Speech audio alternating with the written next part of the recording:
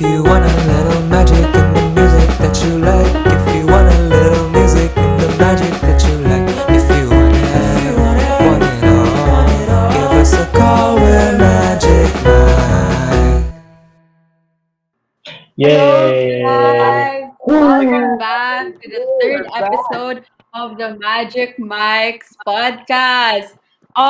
Ben, what are Oh you man. doing? Oh, The jingle's over. What are you listening to? I'm sorry. Like, I was so distracted Can you by get to like. the podcast now? I'm sorry, guys. Like, I wanted to do the podcast, but I was so distracted by this thing called OPM. Like, oh my gosh, I'm so addicted to Wow. it. It's so catchy. Wow! You're I listening love to it. Yeah. OPM, Ben, Wow. even Oh, though it, you're What are Korean. you like listening So to, Ben? proud. coincidentally, wait, OPM. Like, while I was listening to OPM, isn't that Coincidentally. our topic of discussion for today?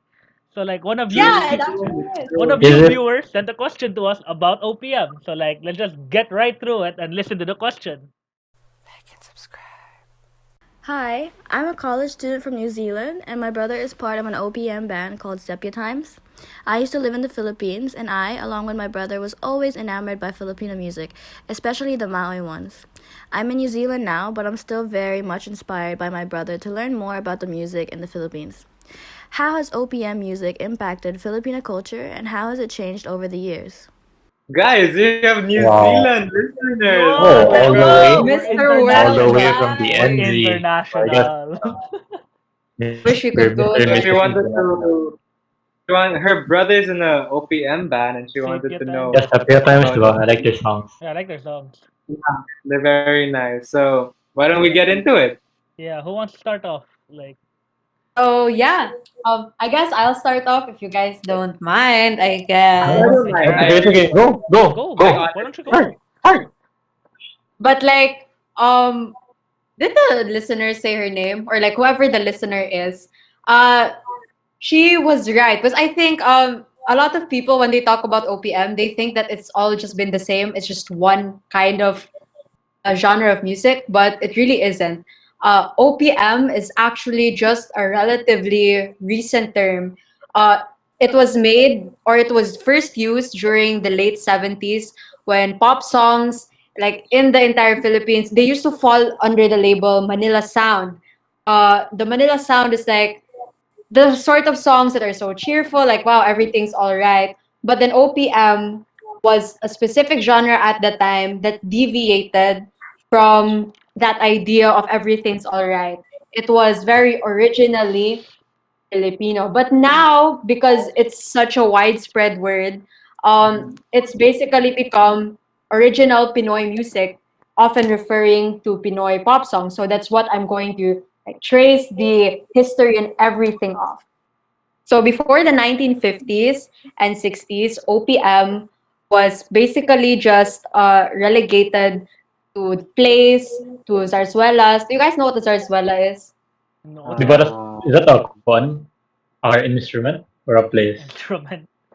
An instrument. No, zarzuela is a kind of play. It's like a musical Oh, play. And it was Oh, really, really true. famous during like the Spanish time and during the early 20th century. But then the 50s and the 60s came, and then that's when OPM began to transform.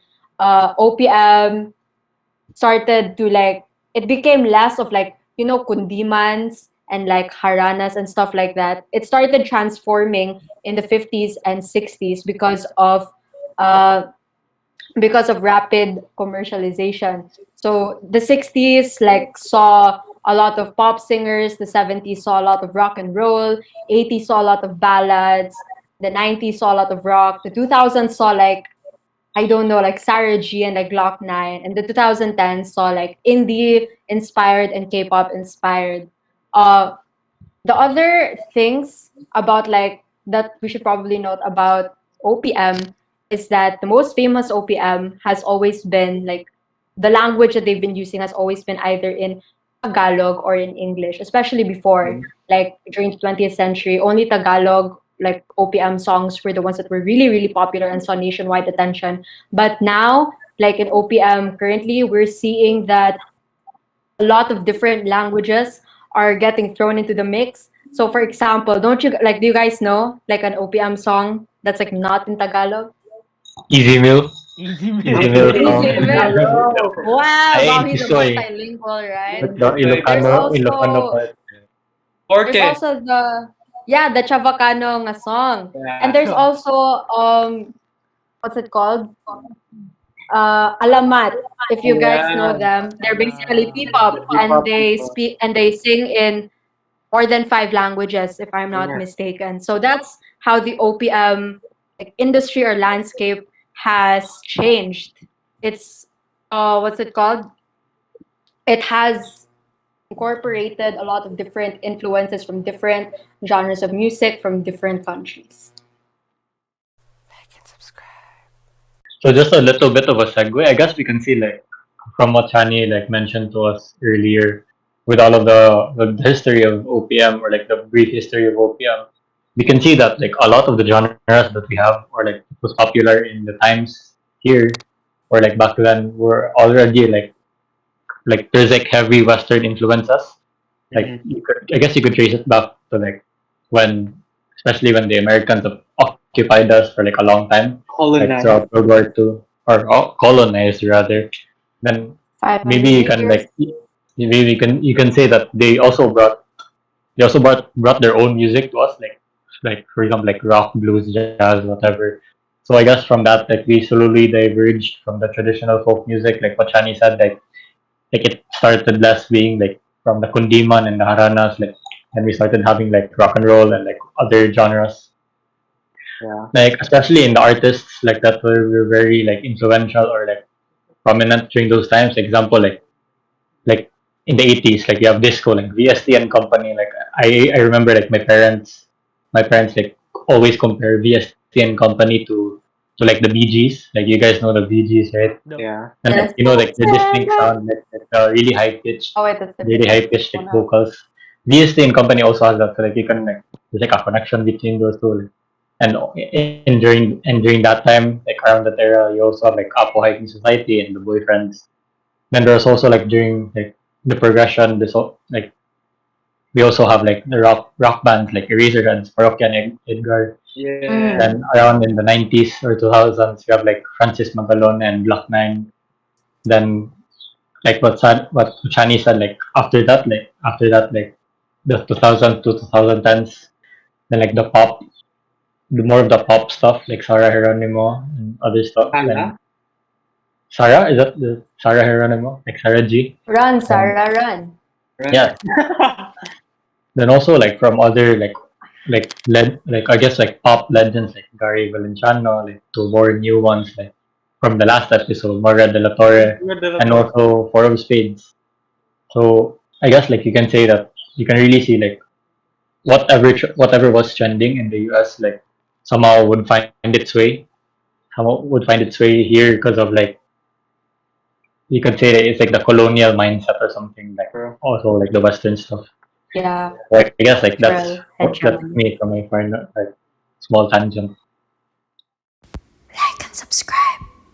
So yeah, I also do see these Western influences in OPM and like in our society today. But like I don't only see the Western influences. I also see like generally speaking the impact OPM has had on our society today. Like it's been very impactful to be honest. Like those early 90s, those early like before the 2000s, those bands like Eraserheads, Parokya, and Edgar, they paved the way for modern OPM artists to pursue their career in music today. Like personally speaking, like I don't think bands like or artists like Ben and Ben, IV of Spades, is that how you say it? I'm not sure how to say IV of Spades. Quiet. Four of Spades, my bad guys. Like those artists, they wouldn't have been able to pursue their career without the help of like those older OPM artists. Like if they didn't pursue their dreams, the current OPM artists wouldn't have been able to achieve their dreams. Like, do you guys get what I'm trying to True. say? Amen, Yeah. sister.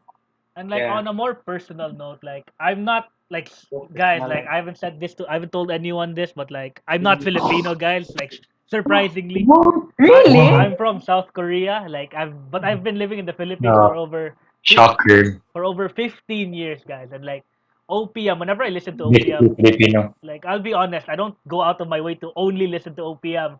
But like when I listen to OPM, like I'm like, wow, I can like distinctly tell it's really like Filipino. I see your culture. I see the passion. I guess like it might sound like I'm over Wow. exaggerating, but like I feel the passion of the artist in the OPM, and so like that's what like interest OPM. That's what makes OPM interesting to people like me. Like do you guys feel me? Yeah. A few you, But fam. thank you so much for opening up to us. Thank you for Opening opening up, up to opening us up. and our viewers. So like About your viewers, ethnicity. Like as Filipinos, we're proud to say panalo, panalo band. yeah, Panalo, panalo. our Yeah, viewers welcome you, panalo. guys. Annyeong. Nabuhay, Sarangay. Sarangay. But did you guys know like actually like I don't know when this actually 2019 it was like this meeting of like different like Asian music industry like executives where they met up to discuss to discuss ways to help Filipino aspiring musicians. Did you guys know about this? Really? What's that? What, Why? really? Yeah, Why? apparently like Filipinos, like, there's like specifically? We need the help. I'm not sure if it's like Filipino specifically, but there were like label executives from Singapore, from Wow. Thailand, from Thailand. Taiwan, and then it's like called the I UNESCO. forgot the name of the conference, but then yeah, they met up. They talked about how to get Filipinos to be like to reach levels of that they haven't reached before, and the ways that they mentioned, I'm gonna say them here now. They said that you should get a team to support you. I mean, they're from labels, so they're probably like they probably know like they probably think that like having a label, having an artist having a label would be better to get to like really like peak in the industry and stuff. So they said here, I think it's very important to have different people from different parts of the industry pushing you. You need to get partners to help you. So that's what they said. And for those that didn't have labels, they also mentioned that they should at least have their own goals and objectives, like as artists. I mean, do you guys have your own objectives and goals like in life? Of course, Well, it's very I wanna be a true right YouTuber. now. Yeah, true. You're gonna be a I wanna be a YouTuber. podcaster. Want to True. become an OPM Oh, artist. podcaster like now. But yeah, they also said that like as much as people like have their own objectives and goals in life, artists should also have that, especially if they want to like go to the mainstream and like penetrate the whole system that we have now. They should set that as their goal and objective so that they could be able to reach it, and they'll find ways to reach it. They said that it's better. And then they should also, I think this is very important, they should find the right platform to express their own work. Because, like, was that like Moira de la Torre? Like, she would like use Facebook and stuff. Yeah, she was like really active on Facebook, where a lot of Filipinos are. Yeah, yeah. And like, I guess like if you know like your demographic or like the people you want to reach, you should also use different platforms because there's like a lot right now, like Spotify's one, and then also like there are a lot of there's also like a bunch of Filipinos are like in like SoundCloud also. So if you release your music there, then you'll be able to reach the people you want to reach. And they also said that you should, since we're in a media driven world, we should use social media platforms like there's TikTok. Like a lot of Western Yeah. artists get famous on TikTok, so they want to like emulate that. Like Filipino artists should also start using TikTok to get their fame and their rise. And they should also have the right attitude. That's what they said. They shouldn't think they should always think that their music is worthy to be in the mainstream and to really like reach a level of success that they want to reach. That they already said. So I think that's all that I have to That's say. it for today. Okay. You guys have anything else to say? That was really But I guess inspiring. I'm not even like a Filipino musician You're not artist thing, Filipino. but like same. I think you should be I'm not saying Filipino. that. I'm not Filipino. Like and subscribe. I guess that's what we have to say for today for this episode.